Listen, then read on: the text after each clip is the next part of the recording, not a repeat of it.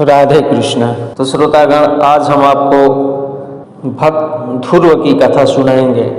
अगर आप मेरी चैनल पर पहली बार आए हैं तो चैनल को सब्सक्राइब कर देना और बेल आइकन यानी घंटी को टच कर देना।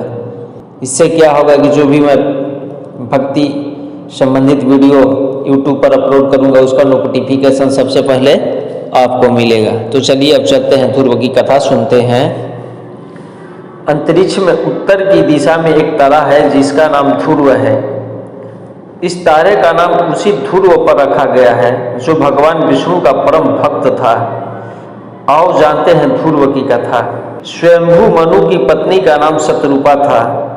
इन्हें प्रियव्रत, उतानपाद आदि 7 पुत्र और देवहूति, आकुति तथा प्रसूति नामक 3 कन्याएं हुई थी। शतरूप के पुत्र उतानपाद की सुनीति और सुरुचि नामक 2 पत्नियां थीं। राजा उतानपाद के सुनीति से ध्रुव तथा सुरुचि से उत्तम नामक पुत्र उत्पन्न हुए। स्वयंभू मनु के दूसरे पुत्र प्रियव्रत ने विश्वकर्मा की पुत्री बहिष्मती से विवाह किया था, जिनसे अग्निमित्र, यज्ञबाहु, मेधातिथि आदि 10 पुत्र उत्पन्न हुए। प्रियव्रत की दूसरी पत्नी से उत्तम, तामस और रयवत ये 3 पुत्र उत्पन्न हुए, जो अपने नाम वाले मनवंतरों के अधिपति हुए। महाराज प्रियव्रत के 10 पुत्रों में से कवि, महावीर तथा सवन ये 3 नैष्ठिक ब्रह्मचारी थे और उन्होंने संन्यास धर्म ग्रहण किया था। उतानपाद की सुनीति पहली पत्नी थी जिसका पुत्र ध्रुव था। सुनीति बड़ी रानी थी, लेकिन राजा सुनीति के बजाय सुरुचि और उसके पुत्र को ज्यादा प्रेम करता था। एक बार राजा अपने पुत्र ध्रुव को गोद में लेकर बैठे थे, तभी वहां सुरुचि आ गई। अपनी सौत के पुत्र ध्रुव को गोद में बैठा देखकर उसके मन में जलन होने लगी। तब उसने ध्रुव को गोद में से उतारकर अपने पुत्र को गोद में बैठाते हुए कहा, राजा की गोद में वही बालक बैठ सकता है और राज सिंहासन का भी अधिकारी हो सकता है जो मेरे गर्भ से जन्मा हो। तू मेरे गर्भ से नहीं जन्मा है। यदि तेरी इच्छा राज सिंहासन प्राप्त करने की है तो भगवान नारायण का भजन कर। उनकी कृपा से जब तू मेरे गर्भ से उत्पन्न होगा तभी सिंहासन प्राप्त कर पाएगा। 5 साल का बुद्ध बालक ध्रुव सहम कर रोते हुए अपनी माँ सुनीति के पास गया और उसने अपनी माँ से उसके साथ हुए व्यवहार के बारे में कहा। माँ ने कहा, बेटा, ध्रुव तेरी सौतेली से तेरे पिता अधिक प्रेम करते हैं, इसी कारण वे हम दोनों से दूर हो गए। अब हमें उनका सहारा नहीं रह गया। हमारे सहारा तो जगतपति नारायण ही हैं। नारायण के अतिरिक्त अब हमारे दुख को दूर करने वाला कोई दूसरा नहीं बचा।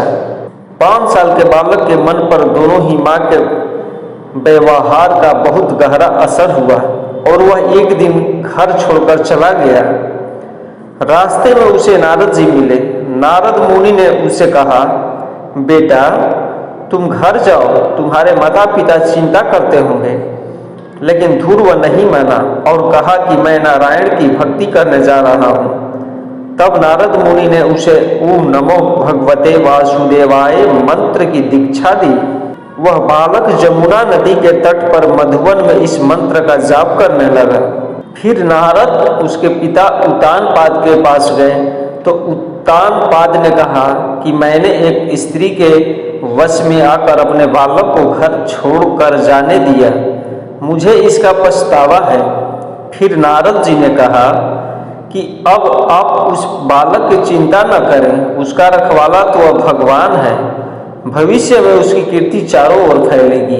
उधर बालक की कठोर तपस्या से अत्यंत ही अल्प काल में भगवान नारायण प्रसन्न हुए और उन्होंने दर्शन देकर कहा, हे बालक, मैं तेरी अंतर मन की व्यथा और इच्छा को जानता हूँ।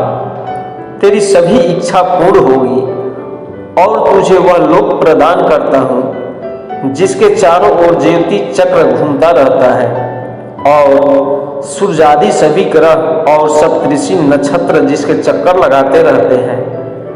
प्रलय काल में भी इस लोक का नाश नहीं होगा।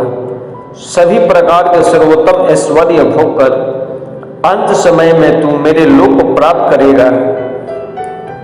तो श्रोता, ये रहा भक्त नारायण के ध्रुव पद की गाथा।